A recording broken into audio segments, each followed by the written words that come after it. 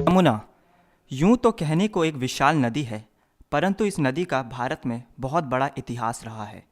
यमुना नदी की लंबाई यमुनोत्री से इलाहाबाद तक कुल 1376 किलोमीटर है। यमुना नदी उत्तरांचल, उत्तर प्रदेश, हिमाचल प्रदेश, हरियाणा, राजस्थान और मध्य प्रदेश से होते हुए एनसीआर दिल्ली पहुंचती है। दिल्ली हमारे देश की राजधानी और यमुना नदी का बहुत बड़ा गहरा रिश्ता है। दिल्ली में जीवन व्यतीत करने के बहुत सारे साधन हैं, परंतु पानी का एकमात्र सबसे बड़ा और महत्वपूर्ण स्रोत है यमुना नदी। यमुना नदी दिल्ली वालों को रोज़ाना 724 मिलियन क्यूबिक मीटर पानी देती है। दिल्ली में यमुना नदी वजीराबाद से ओखला तक 22 किलोमीटर में फैली हुई है। यमुना का केवल 2% हिस्सा दिल्ली में है।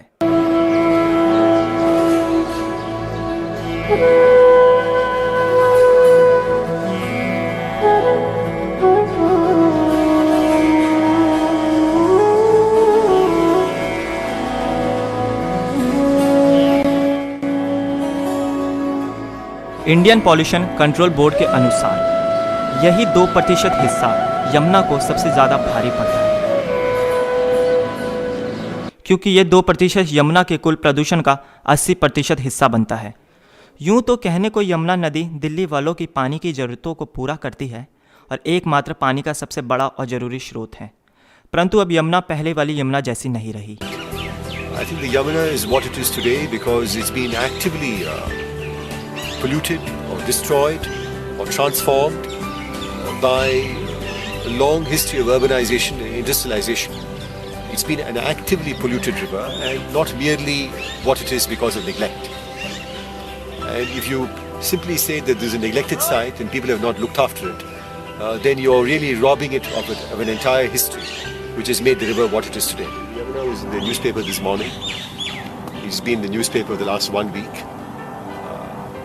The water processing plants in Delhi are not able to clean the water because of too much of ammonia in the Yamuna.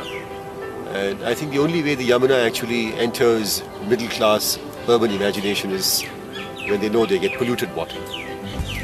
And that I think is the only way the Yamuna features for the urban middle class as a river which is not gentrified, which is completely polluted and you really want nothing to do. Indian pollution control board ने यमुना के पानी को दिल्ली के लोगों के लिए दूषित बताया है। यमुना के पानी में जहरीले मीथेन गैस के बबल्स को लोगों के लिए हानिकारक बताया गया है।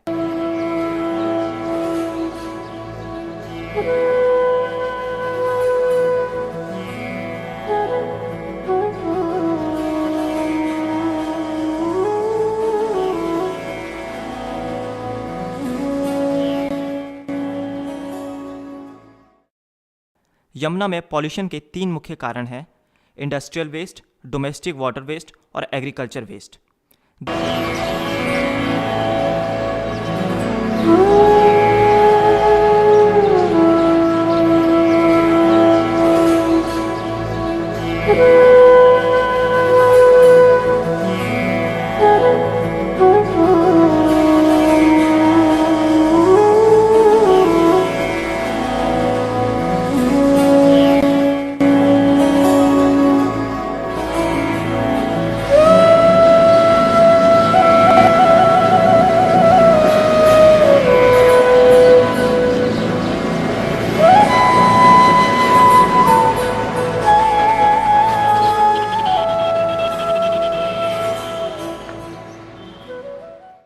दिल्ली प्रतिदिन 1900 मिलियन लीटर गंदा पानी का उत्पाद करती है।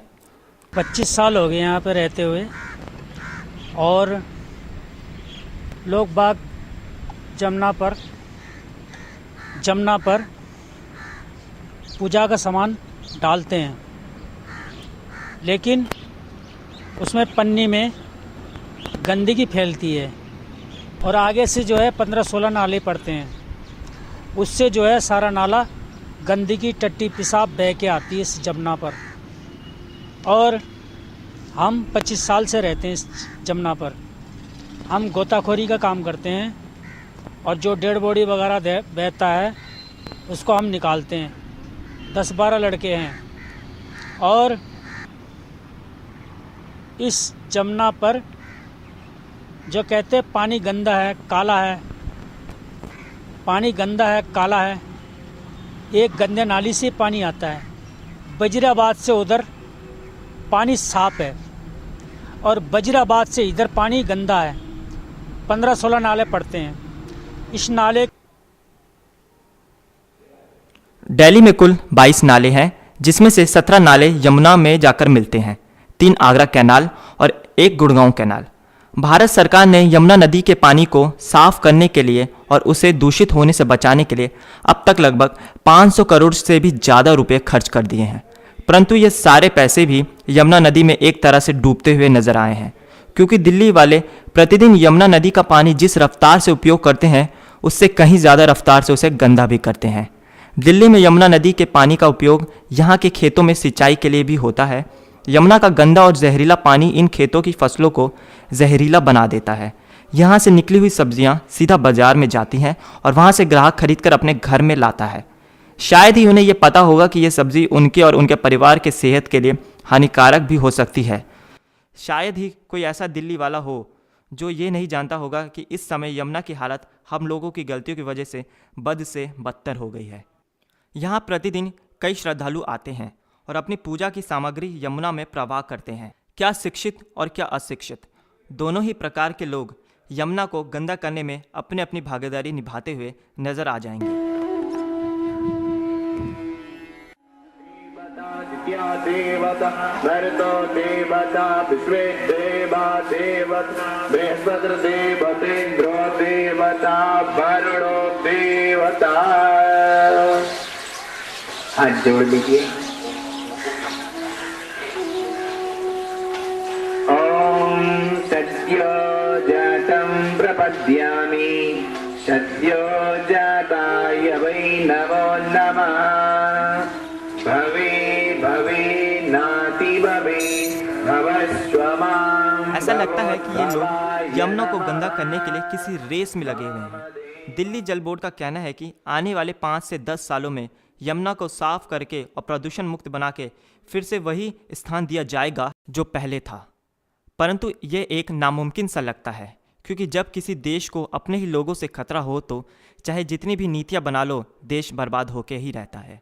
2009 में पर्यावरण मंत्री जयराम रमेश ने एक बयान दिया जिसके अनुसार सरकार यमुना के मुद्दे में असफल रही है और असफलता का मुख्य कारण को प्रशासनिक बताया है। तो अगर कॉमनवेल्थ 2010 का महाकुंभ भी यमुना का भविष्य नहीं संवार सका तो क्या यमुना का कोई भविष्य है भी या नहीं? और समाज की जिम्मेदारी का क्या? क्या हमारे हाथ सिर्फ उंगली उठाने के लिए हैं? कोई भी प्रशासन सफल नहीं हो सकता जब तक प्रशासन के साथ साथ उसके नागरिक भी जिम्मेदार ना हो। अगर यमुना को बचाना है तो हम सबको एक साथ मिलजुल कर खड़ा होना पड़ेगा और उसे साफ करने के लिए अपनी अपनी भागीदारी सुनिश्चित करनी पड़ेगी, क्योंकि जब सारे लोग मिलते हैं तो एक देश बनता है। कृपया यमुना के प्रति अपनी आस्था को दूषित ना करें।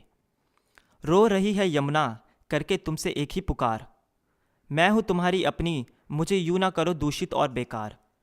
समय आ गया है संवारो मुझे, करो मुझसे प्यार, मैंने बुझाया प्यास को तुम्हारी, तुम भी करो अब मेरा उद्धार।